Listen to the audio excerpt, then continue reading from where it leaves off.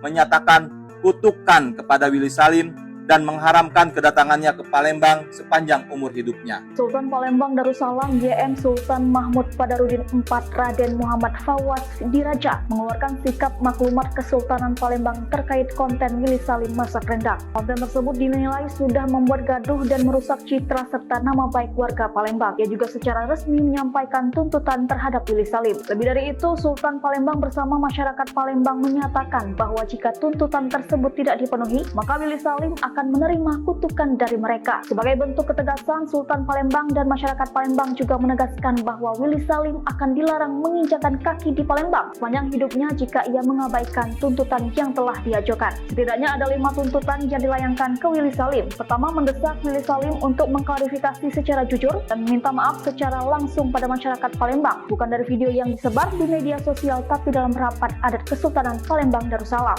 Kedua, mendesak Willy Salim untuk melakukan tradisi tepung tawar atas tindakan campau mulut sebagaimana adat Melayu Palembang yang juga tertulis dalam Kitab Undang-Undang Simbol Cahaya. Tiga, mendesak Willy Salim untuk mencabut atau men-take down video yang terkait dengan kegiatan memasak rendang di BKB yang memuat hinaan, bulian dan fitnah tersebut di semua akun media sosial yang ada, baik YouTube, Instagram, TikTok, Facebook, dan media sosial lainnya. 4, mendukung gerakan masyarakat Palembang yang menuntut Willy Salim melalui jalur hukum. 5, apabila Willy Salim tidak mengindahkan tuntutan ini atas nama Kesultanan Palembang, atas nama Kesultanan Palembang Darussalam dan segenap masyarakat Palembang menyatakan kutukan kepada Willy Salim dan mengharamkan kedatangannya ke Palembang sepanjang umur hidupnya.